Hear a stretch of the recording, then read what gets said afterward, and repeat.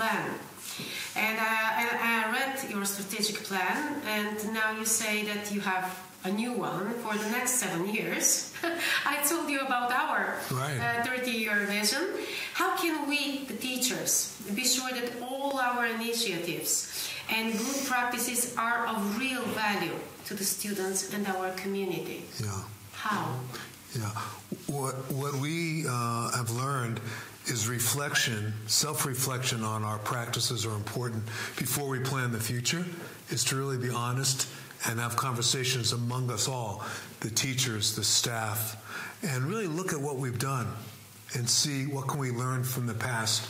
Because before we plan for the future, we say, let's be honest with what the past has brought us. Some things have worked, some things haven't. And then at that point we go, what do we dream? So part of what our future plans are, and I would suggest this for schools as well, is to create not just a strategic plan, but we started with a vision plan. What captures your emotion, your passion, your interests, because we can always plan things out, but unless they have purpose and meaning, it won't get done because it's just another plan. So we take the time with all the stakeholders. Whenever possible, when we're in the school, can parents be part of the conversation? Can students be part of the conversation? And take the time to listen of what people's dreams are. And then how do we together then build a vision plan that then works into a business plan? Because business plans are easy, but sometimes they're not really capturing the true purpose and intent of what people want. You mentioned parents. How can parents best support their children? Yeah. Well, and Candy, if you care to, I mean, much I can say to that. Go ahead. Part of it is, I think part of the question is how do they support the children? And schools ask us, how do they support the school? So I think there's two parts to that. One of the ways we teach in heart-set education is empathetic listening. Probably the best way they can support their children is to listen rather than to always instruct them or correct them or change them. Can I just listen to what they're telling me? Parents sometimes wonder, why don't my children speak to me? And part of it is, have you been listening when they do come? Because a lot of times we're busy. So listening, taking time for them. I think also being a good role model for them. Like if I'm always running around and then I say, stay focused, but I'm not doing that in my life, the students will watch us, our children will watch us. So I think taking care of ourselves is one of the best ways we can really help our kids. And one of the things that we've done with EduCare is bring the parents to a family night with the students after the students have gone through a program so they can listen to each other, praise each other, ask questions of each other, and really work the communication skills as a family. Yeah. And one thing I wanted to go back on what you were talking about, we were talking about the vision plan. You know, we have this vision plan for 2030. My guess is we won't reach everything in it, possibly.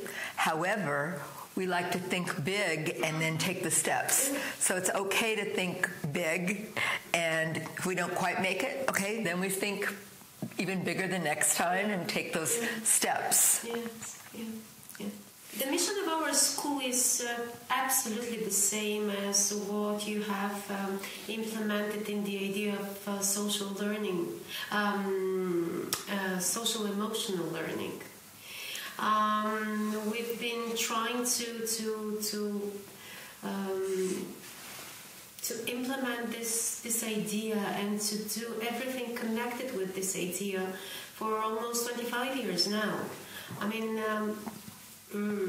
this is what we live every single day. It is very difficult, really. Sometimes it is really very difficult. But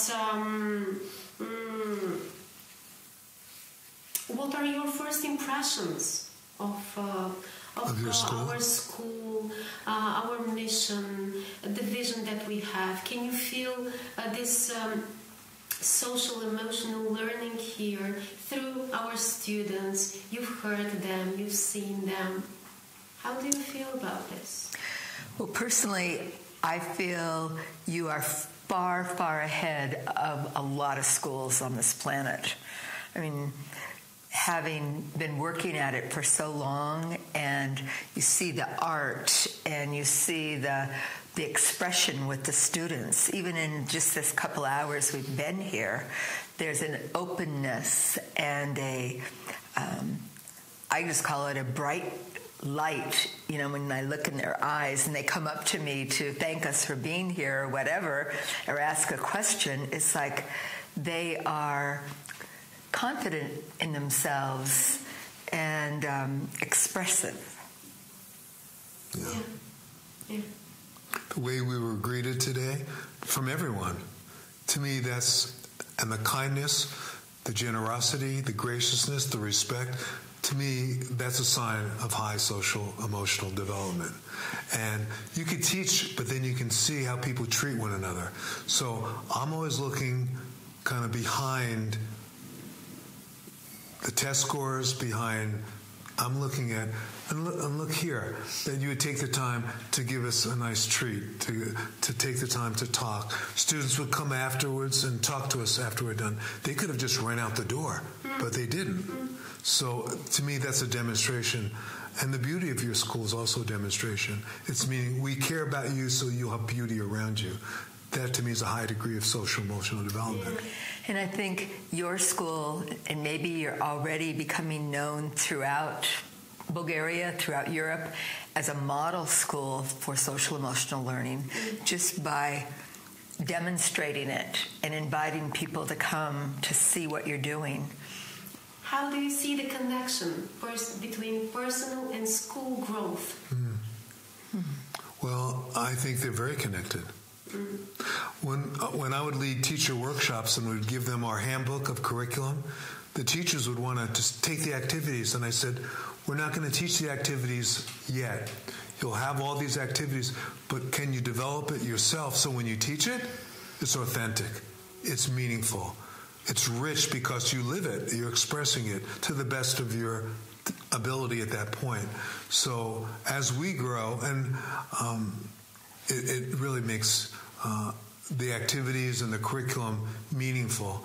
So they're very connected. And that's why we always stress develop the students, but also develop the parents and the teachers. When all three are developing, then things really blossom. And that's why when we go into a school to offer the program for the students, we say we want to work with the teachers first. Yeah. Probably there is a recipe for a good teacher. Yeah. Is there? Well, that's one of the reasons that I wrote the book Heart Set Education, because people have been around us with Educare for many years, but they said, can you formalize it more? So those the 8 Heart Set skills allows people to say, here's the different skills that I could develop as a teacher, that I can teach my students, that parents can bring into their homes, that if we all kind of practice this at our different levels, things would be different and stronger. So there is a methodology to it, and it's also how do we develop ourselves so when we teach it, it has meaning. It isn't just another set of principles. And like you said, need to be living it first. I'm thinking back to a teacher I had who was very academically oriented, and she wanted total silence in her classroom so that you could hear a pin drop. And then you go to a school where the kids are encouraged to be expressive, to do the art, the music, the dance, the whatever. And it's, so different and so much more supportive of the kids, of the students.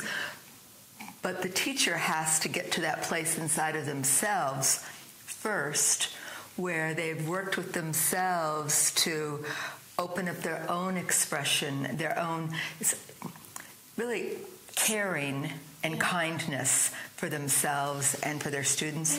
To me, that's the top. If I was writing the recipe, kindness, caring, love. We say love is the foundation of education. Yeah. Dr. Lozano's first law of Suggestopedia is love. Everything starts from there. Yes. I do believe in this. Yeah. We do too. And when we shared that at first in America, it was very radical. People going, love. And I would tell us, let's not shy away from what we believe is the truth of foundation for education. And more we're seeing people understand it's not romance. It's not that type of love. It's the love that we care for ourselves and each other, and we can see the best in each other. We do an activity very often, and it's called I See You. And it's before people start to meet each other and talk ideas, they spend time to recognize the strength, the beauty. Just like today, we asked your students, can they see the best in themselves? Yeah. And once you can see the best in you, you're more likely to see the best in other people. So that whole idea of recognizing self-love, self-recognition, self-awareness is a key to then I can see it better in other people.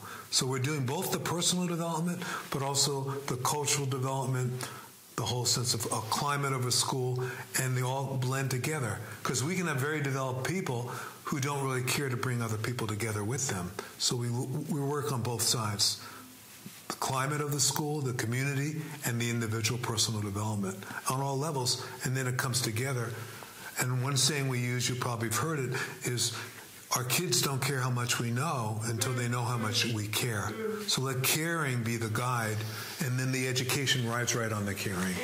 The other thing with that is some teachers like, I don't know if it's an ego position or the way they've been brought up, but we're up here and you students are down here. And the other day I saw a class where the teachers were in the circle with the kids, with the students, and one of the students was saying, it's not like the teachers above me are better than me. We're together, and they hear me, and I can hear them, and they trust me, and I can trust them. So it's getting people together. Yeah. And the willingness for teachers to learn from their students. Yeah. It isn't I'm just the teacher and you're just the student. So we are on our way here in Bulgaria. How do you see, you've been here for almost 10 days now, right? Mm-hmm. Yeah? How do you see Bulgarian students? Well, we've been asked that a few times over the trip, and some people say, well, we must be different. And there are differences in language and in some types of rituals and practices. But what I see in terms of the students, your teachers, much the same wherever we go. There's students who really, and I asked the first question today to your students, how many of you want to have a great life for yourself? Hands go. The same question could be in any city. The students who recognize it, now not all students recognize that. Your school, they recognize that. And that's a reflection of the good work being done at the school. So there'll be some schools in America, hands go up, and there'll be some schools in America, hands don't go up. Why?